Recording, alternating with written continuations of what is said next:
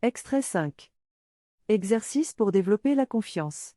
Exercice 1. Pour réflexion personnelle et application à des cas concrets, vous pouvez construire un triangle. Qu'est-ce que je veux? Que puis-je? Que dois-je? Et composer des tableaux. Pour réussir, développer ma confiance. Ma confiance en moi. Exercice 2. Pour franchir les obstacles en 2022. Le triangle volonté, capacité, engagement. Qu'est-ce que je veux faire? Qu'est-ce que je peux faire? Que puis-je faire? Que dois-je faire? Et avec 3 questions clés pour l'action, sa conception, sa programmation, sa mise en œuvre, pourquoi? Comment? Et après?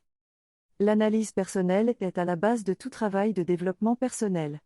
Joseph Favreau, conseiller d'éducation populaire. Exercice 3. Pratiquer cette analyse, c'est obtenir la synthèse de votre personnalité. À partir de là, vous pourrez surmonter tous les obstacles, vous construire ou reconstruire, et progresser en confiance. Et vous placer dans les meilleures conditions pour tout réussir. Belle maxime d'un président des États-Unis, les gagnants trouvent des moyens. Les perdants doivent chercher des excuses.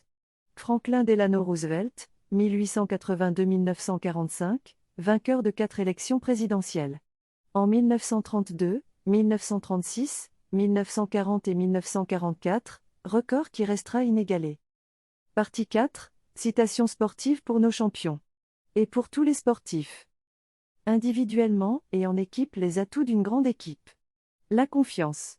Retrouver confiance, avancer avec confiance. La confiance, clé du succès. Les choses ne sont pas difficiles à faire, ce qui est difficile c'est de nous mettre en état de les faire. Sans tergiverser.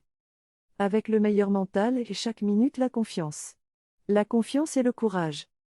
Et ne pas oublier le bon sens. Et le sens de l'effort. Et même de la guerre. Et la persévérance. Et le travail en équipe. Ce sont les meilleures chances pour l'équipe. Exhortation d'un capitaine de l'équipe de France de rugby. Pour avancer sur la voie d'un grand chelem.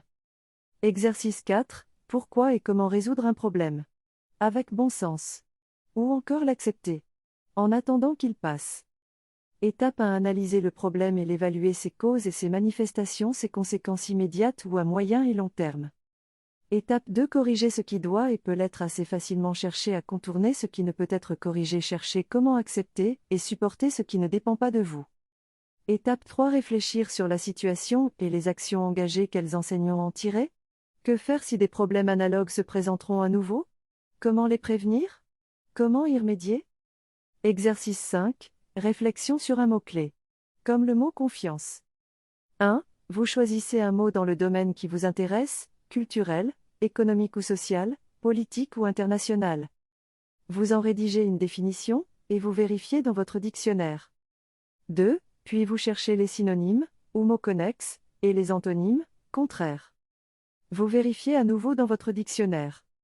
3. Vous composez un tableau pour faire apparaître les différents aspects sous lesquels le mot peut être envisagé, exemple, politique, économique, social.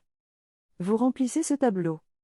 4. Vous composez un autre tableau pour faire apparaître le point de vue de divers partenaires. Voici quelques exemples. Sur les plans économiques, social, politique.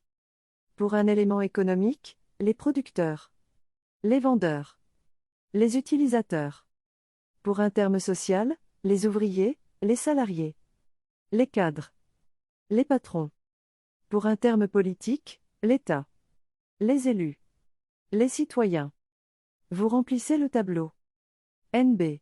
Nous tenons à souligner les multiples intérêts de cet exercice, préciser et enrichir votre vocabulaire. Mobiliser rapidement vos idées.